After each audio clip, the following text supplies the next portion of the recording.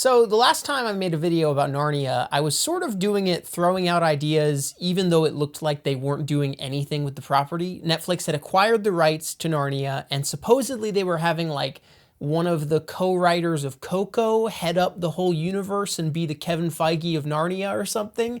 And then nothing seems to have come of that in the past few years. There's been like no news at all until this week when rumors started to circulate that Greta Gerwig, the director of Lady Bird and Little Women, and one of my personal favorites, Frances Ha, has been listed as a potential person involved with the Narnia movies for Netflix, which I am very on board for. To be fair, I understand some of the reactions that some film fans have had to this, which is like, oh no, Greta Gerwig is like a certified corporate puppet now. Like all she's doing is franchise stuff. She's doing the Barbie movie and they've got her working on Snow White for Disney and all this stuff. And I get that. But at the same time, I kind of feel like Narnia is a little bit different than that because it would be a literary adaptation, which is something she's done before. And also she was raised Catholic, so she probably read this as a kid. Greta Gerwig is an outstanding, thoughtful, empathetic, wonderful director, one of my personal all-time favorite voices to hear from. And I really hope that she gets to make whatever she wants all the time. And if this is something she wants to make, I hope she gets to make that because I would very much love to see it. And I love her adaptation of Little Women. Greta is also really good at giving humanity and dignity to side characters, which is something that Narnia has a lot of.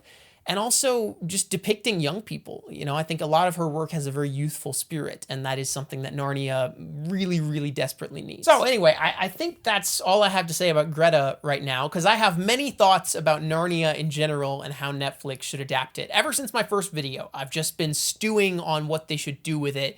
And, you know, I still have mixed feelings about Netflix being the ones to adapt to Narnia in the first place, but since they're doing it, I'm the type of person who doesn't root for a thing to be a failure. I hope this is good. And so these are my suggestions for how to make it good. I'm going to start with a somewhat low-key plan.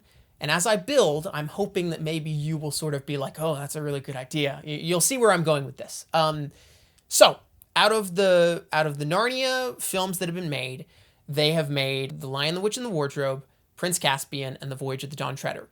It's up in the air as to, you know, people would assume right now, I think, that Netflix will remake those movies in their own style with their own cast. However, I would say that probably the best thing to do if you're going to do this for Netflix and start your own Narnia universe would not be to start with one of the books that has already been adapted, because you don't want that direct comparison before you earn some people's trust, you know, and then they'll have nostalgia for the first movie and they'll just be comparing it all the time.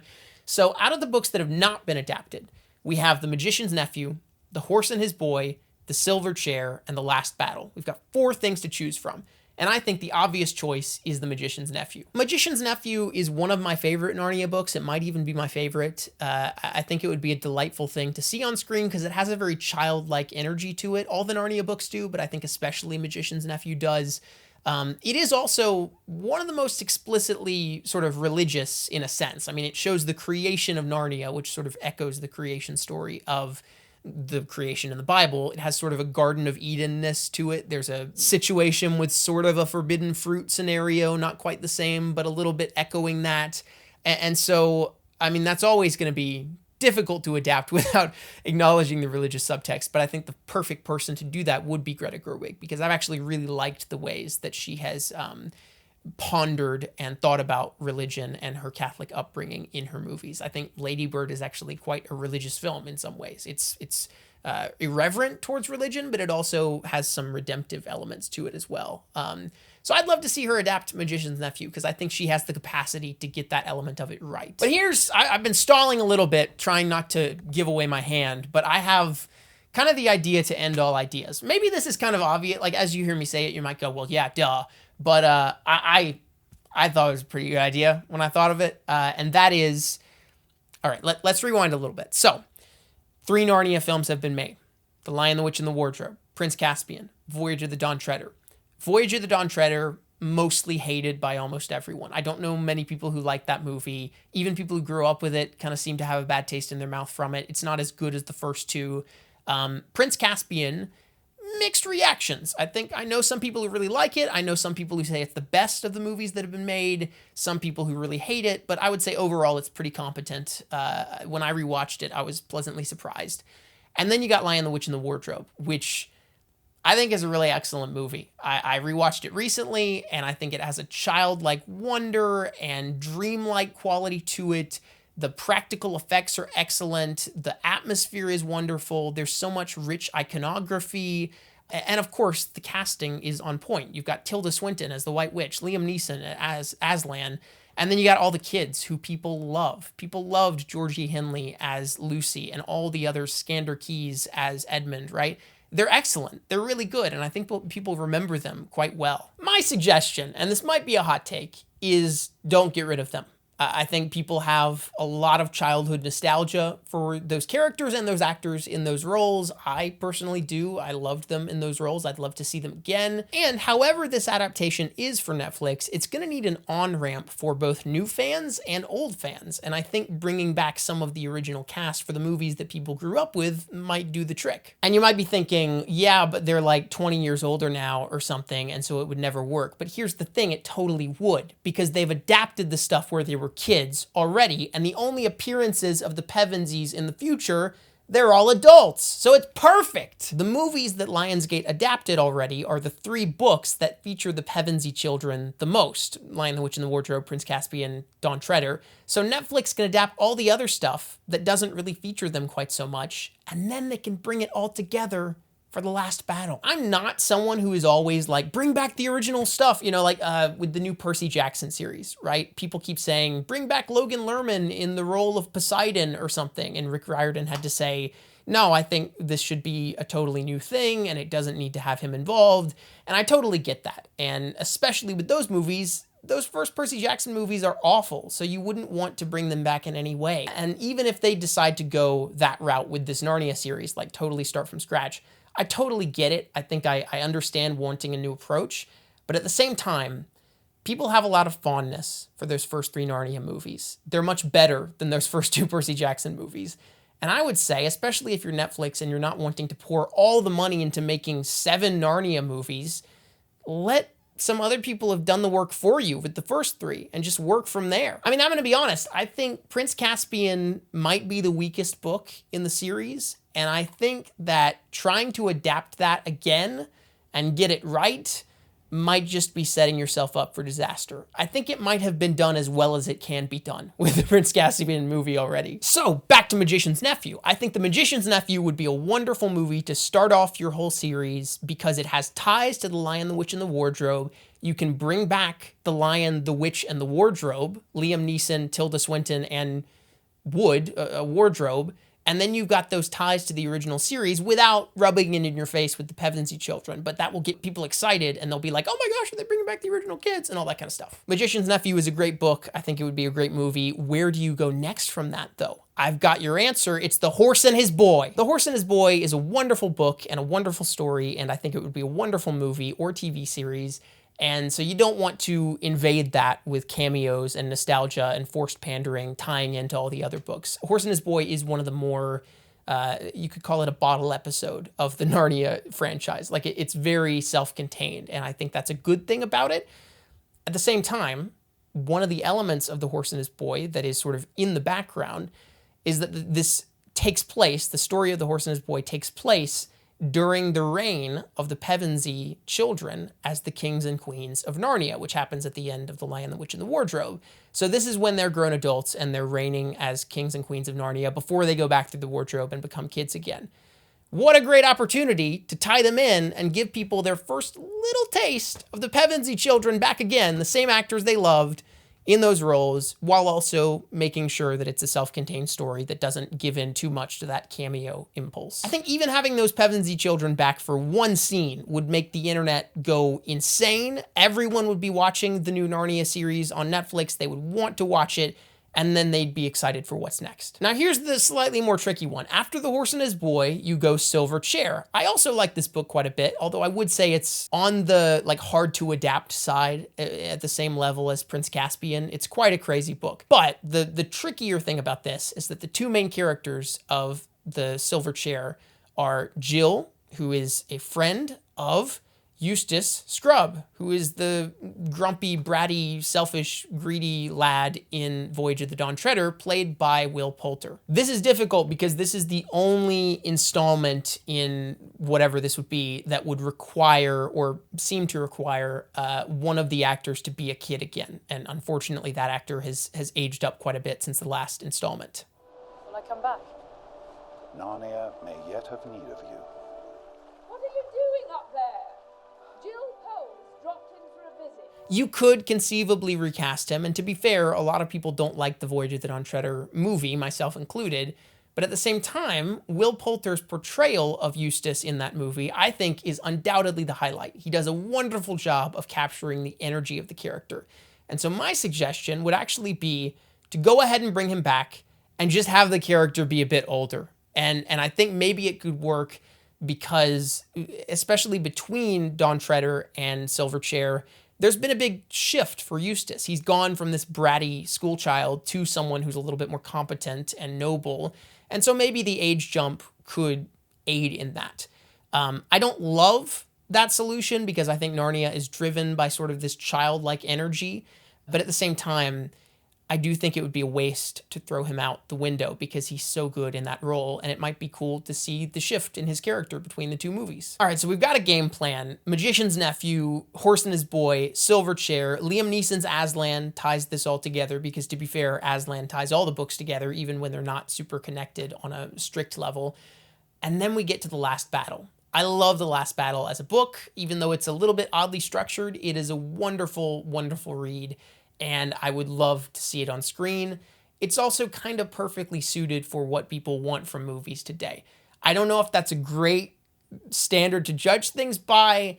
I don't want to be the person campaigning for Narnia to be Marvel, because I want this to maintain its own special, distinct voice.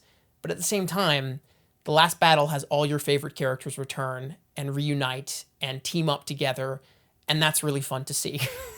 So you bring back freaking James McAvoy as Mr. Tumnus. He is in The Last Battle book. And you bring back all the Pevensey children who are now aged up, which is super fun to see. And you bring back Eustace and Jill and whoever they get to play Diggory. Well, I guess you could bring back the older version of Diggory, the professor, played by Jim Broadbent in The Lion, the Witch, and the Wardrobe. Now he'd be even older, which would work canonically. And you bring all those characters together and you do The Last Battle movie, and it's delightful. And that's my suggestion. I think people would freaking die. They would love it. It would be great. You bring back some of the old cast that people grew up with and really loved, and you bring back some of the new cast, which you've established in these other 4 movies you've gotten to make, and I think people would eat it up. I think the internet would lose their minds. There's part of me that doesn't even know if this is what I want, or this is just me advising Netflix on like how you get people interested in Narnia again, you know? Because like I said, it sounds very Marvel when you put it this way, and I think Narnia is a little bit different than that. But I also see a lot of executives at Netflix, I can imagine them sitting back and going, how are we supposed to adapt this Christian allegory book series from the 1940s, and it's sort of connected, but it's also an anthology? How do we do this? Is it even worth trying? And I'm here to tell you, I think you can get people super invested in it. Now, there's a loose thread. There's a subplot that we haven't even talked about. There's something else that would totally change all of this and might make me a heretic if I suggest it. One of the most controversial aspects about The Last Battle as a book is what it does with Susan's character from The Lion, the Witch, and the Wardrobe, and how her fate transpires in the rest of the book. Basically, what happens is all the kids return to Narnia except for Susan, and they say that she's kind of lost interest in Aslan and Narnia and sees it as a child's daydream that she had because she's more interested in grown-up things like makeup and lipstick and all this kind of stuff. That's been the subject of a lot of debate over the years. People like J.K. Rowling have said that it's sexist because it shows that girls can't like lipstick and like Aslan, you know, and it's showing that femininity is bad or something like that. I would personally disagree with that interpretation. I think it's not saying that stuff is bad. It's just saying that she allowed something else to take the place of the childlike wonder and magic that she experienced. She grew up in some sense, and so she didn't come back. And I think that actually gives agency to Susan in some ways because it allows her to have made her own choice. And it doesn't say that this is like her eternal fate either. It doesn't say that that's like what happens to her character in the long run or something. She never gets back into Narnia or whatever. It's just at that point in the story, she's sort of fallen for the mundanity of being an adult in the quote-unquote real world. There was a rumor, and it might even be more than a rumor, I'm not entirely sure about this, but supposedly Lewis was working on a book that would talk about Susan's story before he died, like a sort of solo entry into her story and what happened to her. So correction here, I was wrong that Lewis actually ever intended to write a book about Susan's journey, but he did respond to a fan letter about her fate, and he said this: "I could not write that story myself. Not that I have no hope of Susan's ever getting to Aslan's country, but because I have a feeling that the story of her journey would be longer and more like a grown-up novel than I wanted to write. But I may be mistaken. Why not try it yourself?"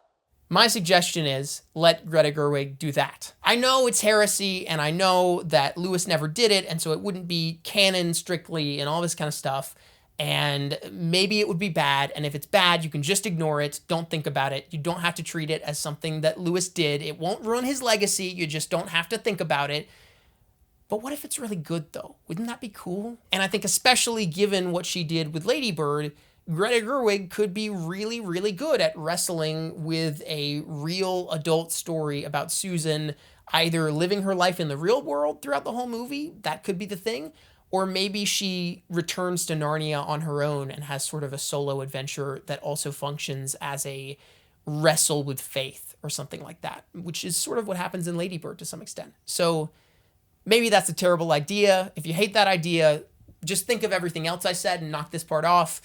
But maybe it's also a really good idea. I'd love to see it. And I think that's the video. That's all I have to say. I really like Narnia as a series. I'm not the type of person who is really fussy about adaptation being exactly right. I mean, I haven't even made a video about the Rings of Power series yet. But I thought it was all right. Like, I didn't love it. I thought it was clunky. I thought it had a bunch of storytelling inconsistencies in tone and in structure, and it could have been much better and should have been much better. But there was also part of me with that Rings of Power Amazon series that was just like, hey, I've always wanted to see Numenor and Khazad-dûm in their prime, and I'm getting to see this. Like, I'm a happy man. And that's the kind of thing where I don't let adaptations take things away from me, I just let it add to the experience. And if it's bad, I just don't think about it anymore. So I think that's pretty much all of my current Narnia ideas. What are your Narnia ideas? Do you have any? I'm sure there are other Narnia aficionados who really have a different way that they think it should be done, and I would love to hear that too. What's your favorite book in the Narnia series? Comment that below. Which one would you like to see adapted the most? I would love to hear that. And what do you think about this idea for how it should be done? I'm not hard and fast on that, like, this is how it should be done, but I thought it was a cool way to talk about like how Narnia could increase their viewership on Netflix and how Netflix could make it potentially the new thing that people love. I guess that's something to aspire towards. I don't know. Either way, thanks for being here. And I would love to hear your thoughts and ideas and suggestions and criticisms in the comments, as always. Let's go further up and further in, as they would say in Aslan's country. That's a cheesy way to end, but man, it does feel like Narnia. All right, like and subscribe. Bye.